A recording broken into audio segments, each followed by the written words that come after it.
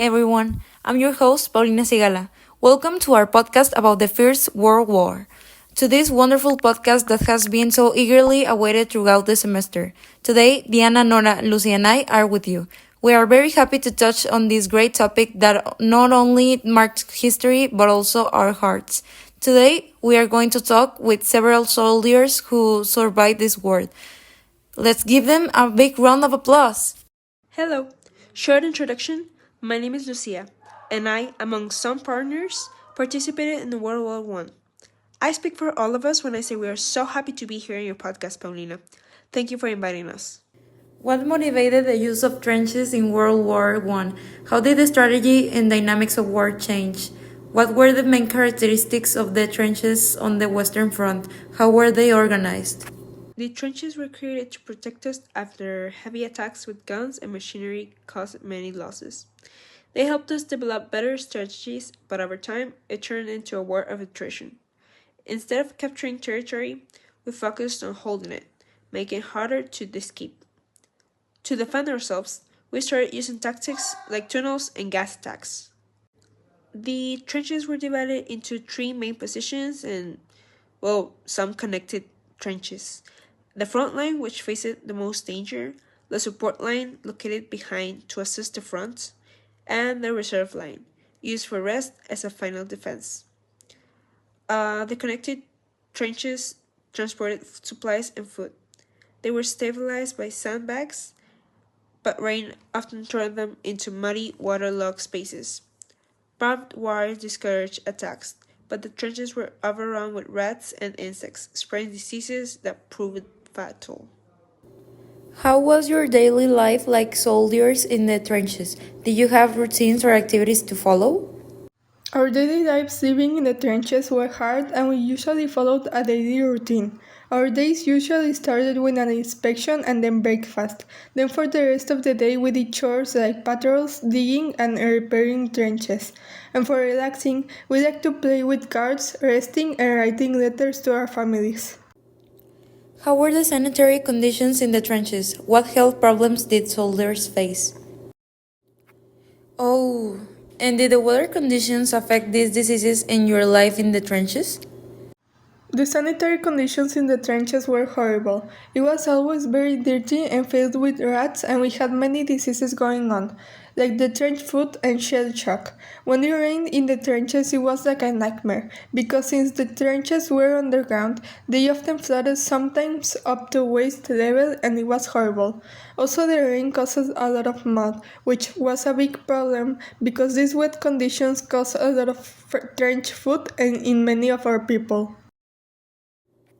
Well, what diseases were common among soldiers in the trenches, and how were they treated? And how did the experiences of trench warfare impact soldiers psychologically? Due to the horrible conditions, there were many diseases here in the trenches. One of the most common in the trenches was the trench foot, caused by the humidity and bad hygiene, which was treated with massages and special treatments. But there were many other diseases like trench fever, trench mouth, malaria, etc. Aside from the physical diseases, there were also a lot of impact in the soldier's physiological health.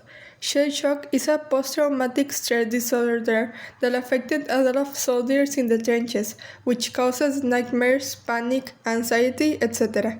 Okay, that must have been horrible. But moving on, since you all were comrades, I'd like to know what types of relationships were formed between soldiers in the trenches. What was the camaraderie and mutual support like? Well, living in the trenches made us more than just comrades. We became almost like family. Facing death daily, we had to rely on each other for support, help, and even humor to endure the worst moments.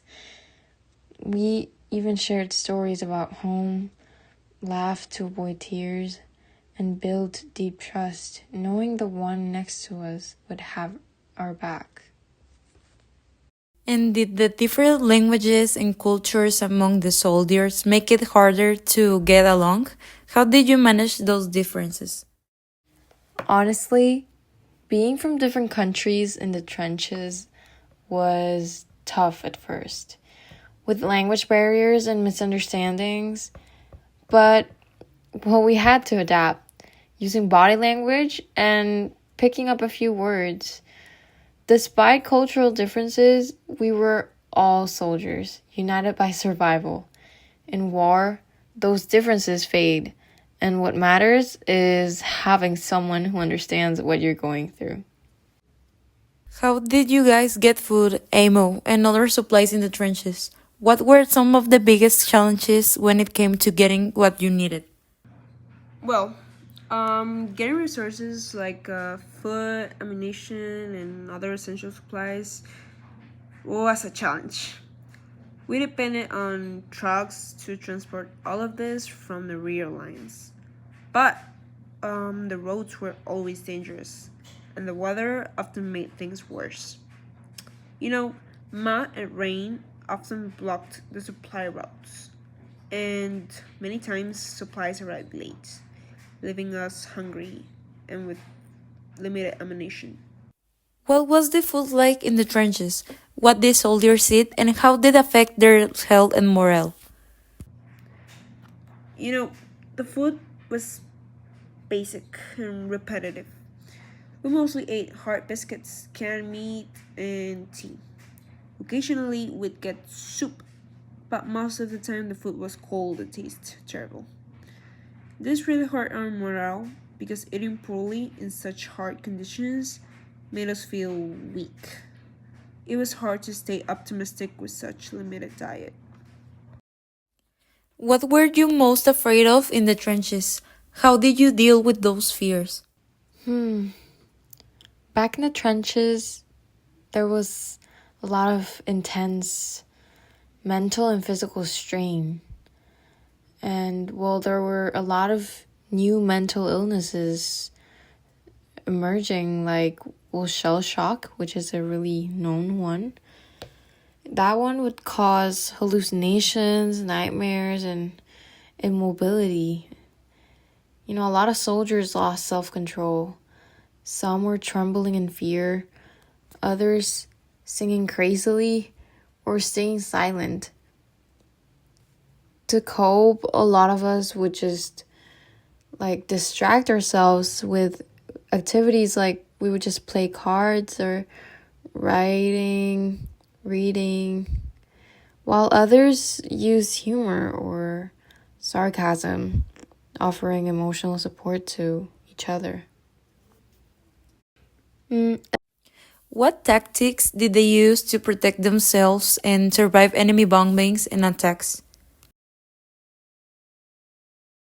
As mentioned before, the tactics used were tunneling and using gas tanks to attack. And for defense, they used trenches, cables to discourage attacks, and gun nests. And, well, to survive, they use camouflage, which is really important, and silent moving when we were preparing to. How did people back home see life in the trenches? Did they really understand what it was like? And for the soldiers who made it out, what kind of lasting effects did that experience have on them? Well, people back home had no idea what we were going through. They only knew the stories, the headlines, the message we sent. They heard about our bravery and sacrifices, but the reality of the trenches was much harder than anyone could ever imagine. We weren't just fighting the enemy, but also mud and rats and constant fear. They didn't know about the long nights, the sickness, and how every day could be our last. To them, we were heroes, but to us, we were just trying to survive. Wow, that was a great talk. We really have to thank the soldiers for being here. Thank you for your service and for being so brave. Well, guys, I hope you liked this podcast and that you loved it as much as we did. We really worked hard to complete this project. Thank you very much for your attention. Thanks for listening. Bye.